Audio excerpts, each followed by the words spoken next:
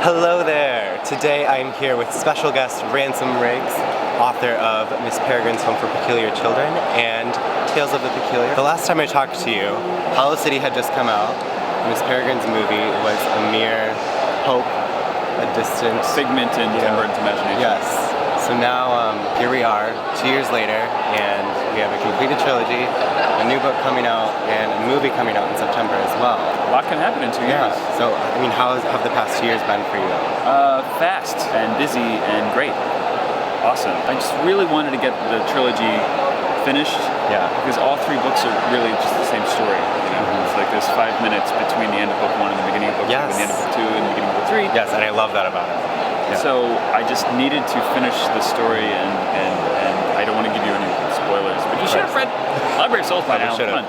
Couldn't wait to make what actually happens finally happen, and then once I did that, I could sort of free my brain up a little bit to tell some fairy tales and short stories and branch out a little bit. And then, which book took you the longest to write?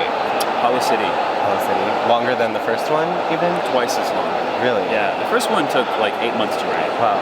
And the second one took a year and a half. Yeah. How did your writing process change throughout the 3 books? Well, just the demands of the story. I don't know if my writing process changed exactly, but just your mindset. The second book was so hard to figure out because I didn't have a plan for the trilogy when I started the first book. It was just sort of like, okay, I'm launching into this world and see what it's about. And then I wasn't even sure I would be able to write a second book after the first book. I didn't have a deal for one. There was no plan for it. So then when the opportunity came about, I was like, great!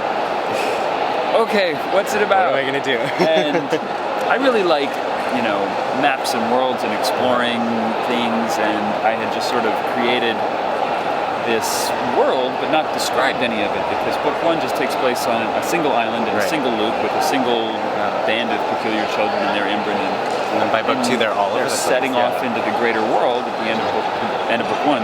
And so I wanted to explore that world in book 2, and my first couple runs at that story were I was all over the place. They were going all over the world, and then I realized that, like, it's a book about time travel. They don't need to go to distant places to see a lot of things and to get a feel for the peculiar world. You just have to go to one place that has a really rich and deep history.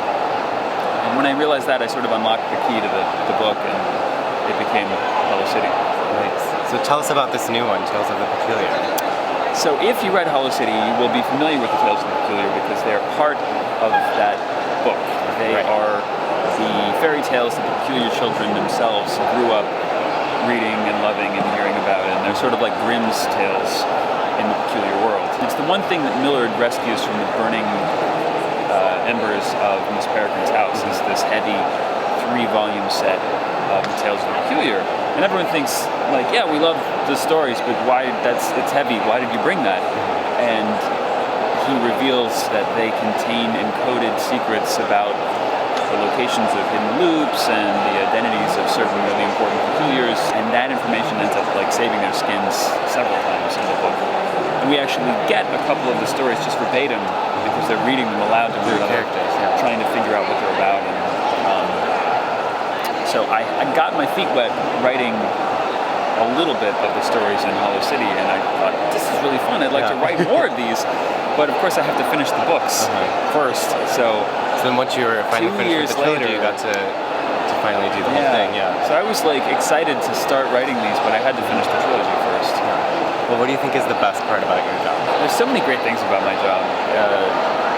Getting to tell stories for a living is what I've always wanted to do, and it's such a blessing to have people who read and appreciate them, and going out to meet them and having almost none of them spit in my face or try and punch me is really great. Well, thank you so much for being here. There's a lot of really exciting things happening this year with Miss Peregrine's and the movie and your new book, so congratulations. Thank you. Everything. I will see you guys very soon, and I will leave more information about everything in the description. So thank you again. Thank you. See you later.